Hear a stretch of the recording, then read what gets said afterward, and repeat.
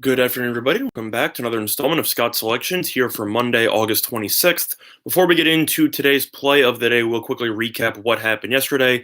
We picked up a nice winner on the Cardinals over 2.5 in the first 5 innings team total, which was available at over 2.5 at minus 120 on 5 dimes. Was pretty much a breeze. The only issue is whether or not the game was actually going to get played, as there was a rain delay for about 4 hours, give or take.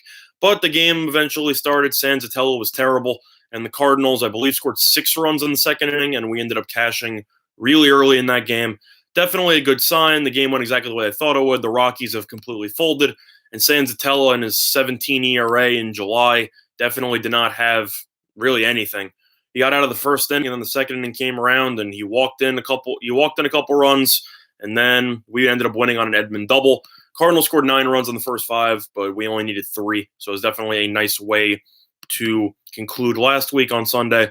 But other than that, though, we are going to stick to baseball. And there's a late game that we're going to be talking about between the San Diego Padres and the Los Angeles Dodgers. And we believe that this game provides some value on the total.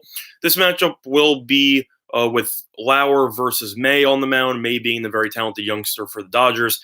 And the play of the day will be on the under 8.5, which is available at plus 100 on Heritage, and that will be the line we are using for this game. Now, the main reason why we actually like the under here involves the two current states of the lineups. Not really so much with the pitching matchup, even though Lauer's done really well against the Dodgers, which I'll get to in a minute. But the Dodgers have been known for being such a high-profile offense during the entire course of the year, which has helped it become just the best overall team in the National League.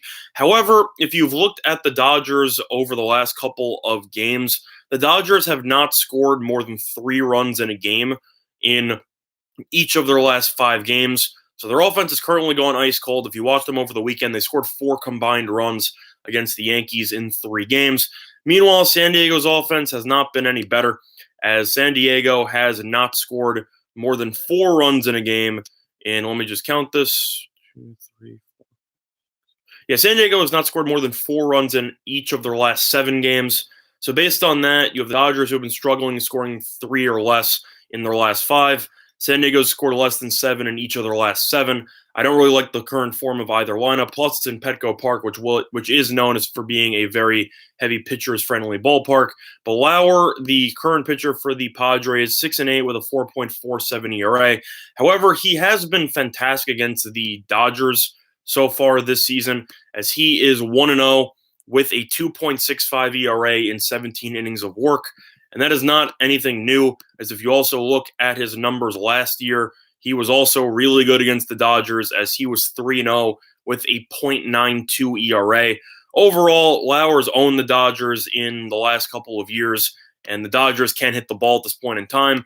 May did face off against the Padres in his MLB debut, and he ended up giving up 3 earned runs. Did he pitch well? No, but it is his second time around. I think he'll make some adjustments. And based on how the Padres have been performing since Tatis got injured, I don't like their offense at all. I think all May has to do is go roughly 5 and then hand it over to the Dodgers bullpen. But in terms of the actual game itself, I think there's too much value on the under here. So the play of the day will be on the Padres and Dodgers under 8.5, which is available at plus 100 on Heritage. Other than that, though, very limited sports card unless you are betting on tennis. And I have actually not been doing that, as I've been kind of chilling today and just kind of seeing what's going on.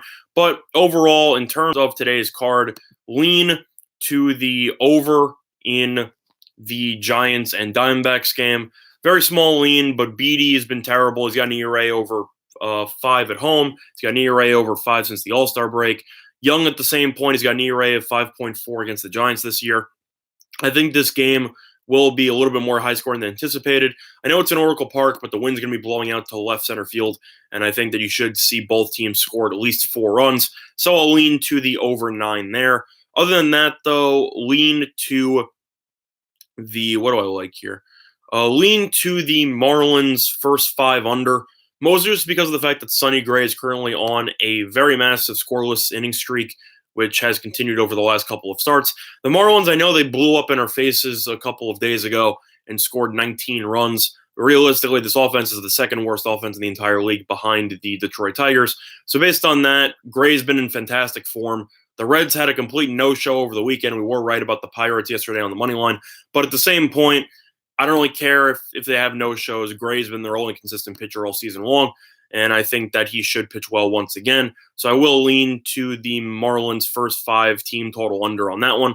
Other than that, though, very limited baseball card. Not really a big fan of anything. In terms of tennis, I will be making a video later today. I didn't make a video today, which I thought I was going to do, but I just wasn't a big fan of the tennis card, so I decided to give that a pass.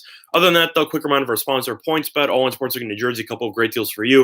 Up to 2 risk-free bets up to $1,000. So if you end up betting on any sports and you lose, you simply get your money back, which is a great promotion I wish more sportsbooks would use. Other than that, though, that's going to do this installment of Scott Selections here for Monday, August 26th. And good luck to all of you and your respective bets today. Bye, everyone.